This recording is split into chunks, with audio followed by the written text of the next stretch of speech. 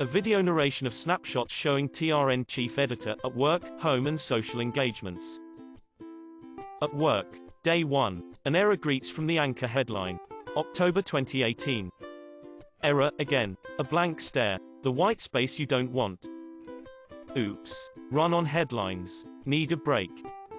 Rein in those who make the errors, like these horses. An abrupt thought occurs even at the Godajatra celebrations, in the Tundakel Open Grounds. For a change, with Media Foundation leaders. At a hotel, at the start of a major program for multimedia journalists, undertaken by the organization. At Switzerland Park, above Naikarp, attending a picnic organized by the Gorkapatra Corporation staffers. On a flight to Beijing, China. March 2019. For a week.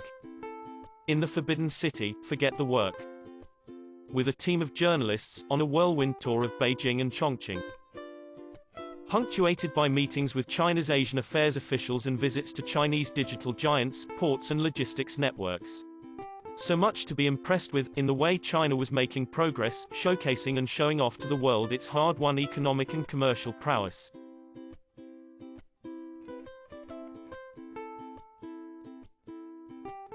Not good, I know. With enough of a break, new people, places and experience, I come back to the newsroom, all set to check any daily error. Weekly newsroom interactions, as always, begin. More interactions, outside the newsroom. Back in Biratnagar, on a work-related visit. TRN starts publishing from the east. In the west, in Butwal now, Pokhara next, in Dungadi now, Surkhet next or Kohalpur, for that matter.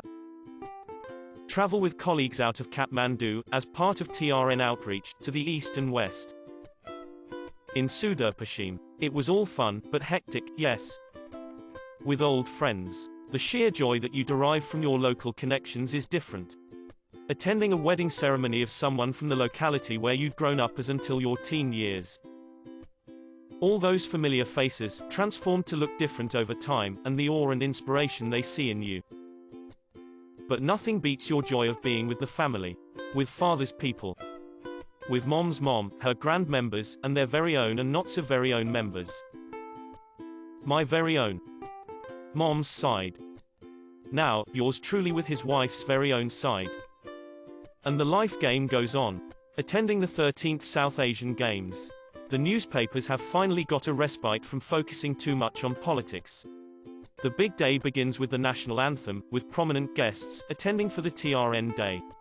The proudest moment as the chief editor of the nation's first English broadsheet.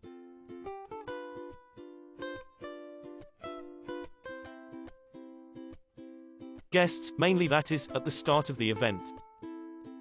On top of everything, the satisfaction of being able to give something back to the newspaper counts. My colleagues, with the master of ceremony across me, and I get to share that on celebrating 54 years of the Rising Nepal with former chief editors, senior journalism practitioners and teachers.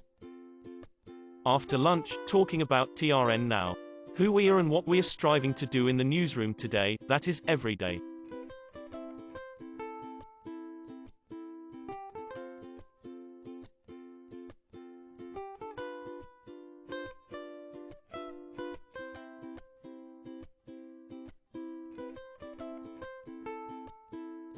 Noted political science professor presents a paper on the public role of TRN and opens floors for comments and suggestions.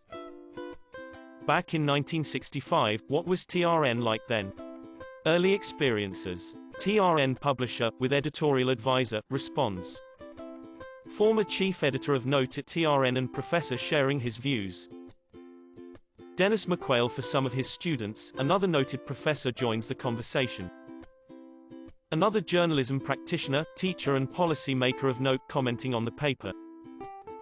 Head of Central Department of Journalism, Tribhuvan University. Head of Journalism Department, Kathmandu University.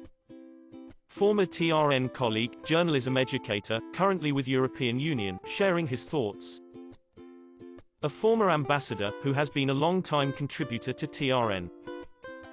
Many TRN colleagues said they felt grateful that among the participants were people they had wanted to meet for inspiration.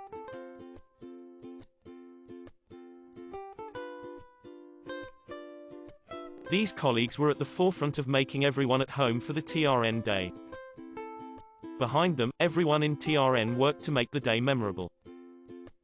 In essence, we were celebrating the longest stint of daily English journalism in Nepal.